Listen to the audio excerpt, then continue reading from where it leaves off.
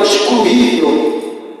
Baada ya siku 10 Biblia inasema Nabali akakauka, kafa, na moyo wake ulikuwa mgumu kama jiwe, akafa. Kwa hiyo alikufa bila kupigwa na mtu, alipigwa na Mungu, kwa sababu vita si ya kwetu, vita ni ya Mungu. Kwa hiyo mizigo yako isikutese bure ukakosa usingizi. Jioni leo mwachie Bwana, mwachie Bwana, mwachie Bwana. Achilia ndani ya moyo wako, usipambane bure, usijisumbue bure, usije ukanitia damu isiyo na hatia. Bwana Yesu asifiwe. Sasa sauti ya Mikaeli leo ni neno la Bwana. Amen. Haleluya. Sauti ya Mikaeli leo ni neno la Bwana ambalo linakuzuia kwamba usiendelee kubaki na ghadhabu yako, maana itakutesa na kukosesha usingizi, kama Daudi ambaye hakulala, lakini akili yako kumbuka na kula na kunywa. Bwana Yesu asifiwe. Haleluya. Huku ukitegemea wewe kwamba unakomesha akili yako, sasa habari hii kwamba akili yako anakula na kunywa.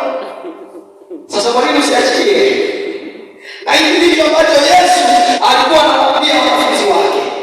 Kweli nimeumia sana, ni kweli nimeteswa sana, ni kweli nimekosewa sana, lakini lazima tusamehe. Haijalishi kama utakapokuwa umeachilia kwamba hutakumbuka. Bwana Yesu asifiwe. Kwamba utakumbuka kilichokosea. Wewe tu achilia kwenye moyo wako, mwachie Bwana. Mwambie Bwana, nakuachia wewe kwenye moyo wangu, mimi siyafikiria hayo, siyawazi. Haleluya. Na Bwana atakushindania.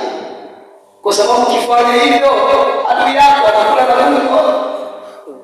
Haleluya. Kwa hiyo kwa maana hiyo, presha utakuwa nayo wewe, kisukari utakuwa nacho wewe, usingizi utakosa wewe. Bwana Yesu asifiwe.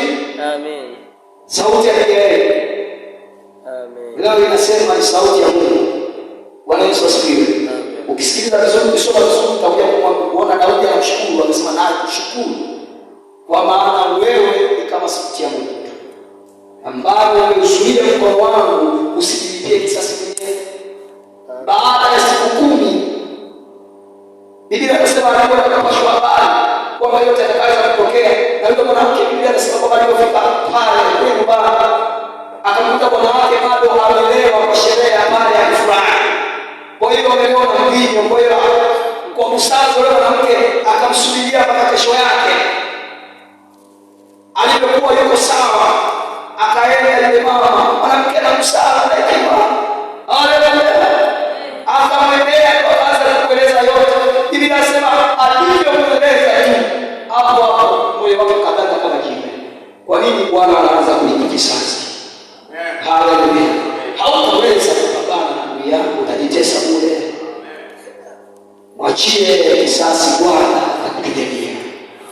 Mungu akubariki sana. Sina muda wa kuweza kueleza mambo mengi, lakini tutaweza kufafanua vizuri tukipata nafasi nzuri ya kuweza kulifundisha somo hili, na nitatoa mifano mingi na Bwana akuhurumie. Lakini kama mbarikiwa, kesho